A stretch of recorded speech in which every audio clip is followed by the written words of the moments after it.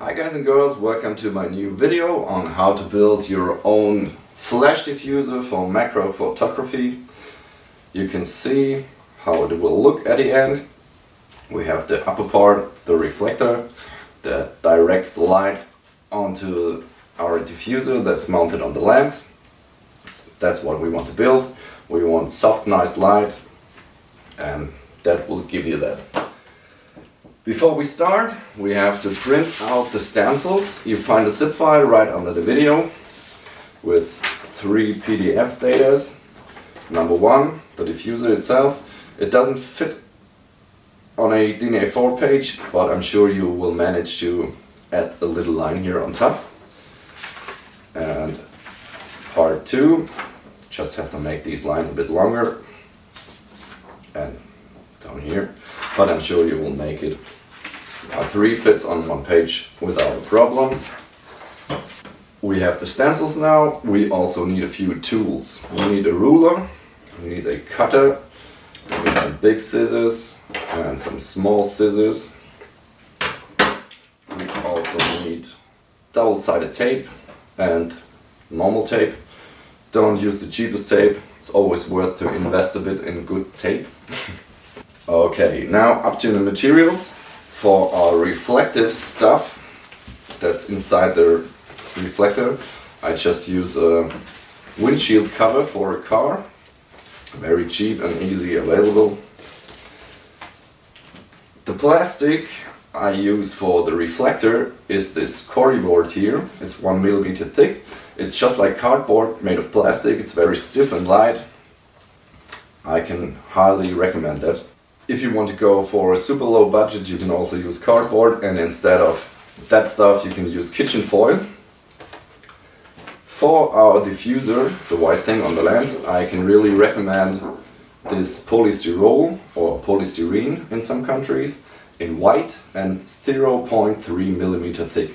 It makes a very nice soft light and the whole surface of the diffuser gets lit nice and even. If you want to use only one material, I can also recommend this 0.5 millimeter polypropylene. You see it's a bit milky. You can use it for the reflector part, if you add some reflective material to it. And you can also use the same thing for the diffuser itself. You just have to add a few layers of this thin packing foam. Just like I did here. That's how it looks in the end. Just a polypropylene with a bit of foam. Works very good too, but the nicer variation is definitely the polystyrol. Alright, to attach the the reflector on the flash, you can use these silicone wristbands. That's a small one with my logo. If you want one, just write me an email. Or you can use these jar seals. They are easily available nearly everywhere. For the big flash I have the same silicone wristband, but in bigger size. You get these things in souvenir shops or something like that. Okay, that's the material, that's the tools. All we need. Now we have to get the stencils on the material. I just use a bit of the double-sided tape, a few pieces, add it, cut it out with the cutter. For the small parts here, I prefer little scissors. Watch out to make the edges round, not hard and edgy, because the material might rip apart. Oh, I forgot one more thing. To make the material foldable, you have to cut in the board a bit. Don't cut through, just scratch the surface a bit to make it foldable. To avoid ripping apart, I seal the edge with a bit of the clear tape. And for the upper part, I use the double-sided tape to attach the reflective stuff on it, and also put some stripes over the foldable edges just to make it a bit more more durable. Now we get it on the material. That's all we have to do. Same with the diffuser part. Get 2 little holes in it. Easiest way is to take a lighter and a nail, make it a bit hot and melt a hole in it so it won't rip apart. But I also put a bit tape on it just to make it a bit more durable. Now I want to show you how to attach the reflector on your flash. I forgot to mention, I use a bit of Velcro tape here. You can see on the sides of the reflector. Just use a stripe here on top. So you can turn it a bit up or a bit down and fix it with the Velcro. You can also use some Velcro to bring the 2 parts together, but I ran out of Velcro, so I just use a bit of tape to fix the reflector on the flash.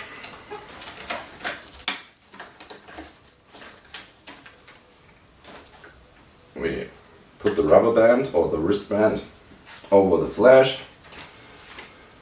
First thing we do is get the upper part on top.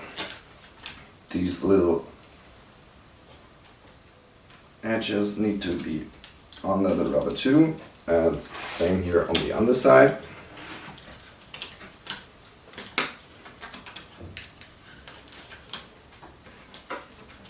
And the lower part also gets pushed under the rubber or the silicone band. And that's it. If you only have one lens, you don't need the Velcro on the sides. You can also fix it with tape. Just make sure that the reflector is on one line or a bit under the upper edge of the diffuser, and that's it. That's all we need to have good light for macro photography. I know maybe you don't have the same setup than I do. You can modify the templates a bit. I'll show you an example. This will also be the content of my next video. My super low budget macro setup.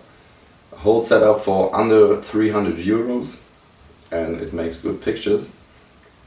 So no money is no excuse. You can see the diffuser part is a bit smaller. I just printed out the stencils in 90% instead of 100%. And I made the reflector a bit shorter and added an extra edge to fold it here. But the principle is the same. You have to be a bit creative to fit it on your cam. Please don't ask me how to fit on your cam. I don't know your cam. I can only show you my cam. You have to be a bit creative here by yourself, but I'm sure my templates are a good base to start.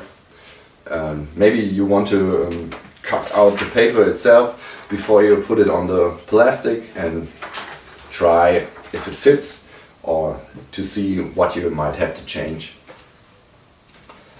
One more important thing, how to attach the diffuser on the lens.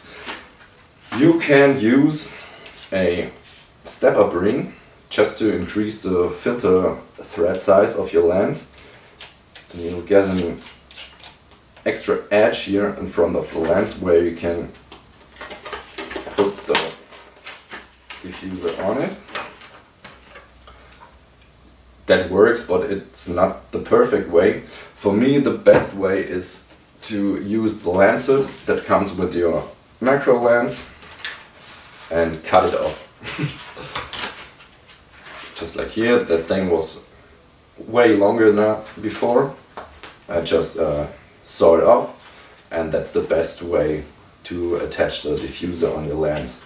I used some rubber bands here on top, made some holes in it, and one rubber band on the lower side, so I can easily get it on my lens.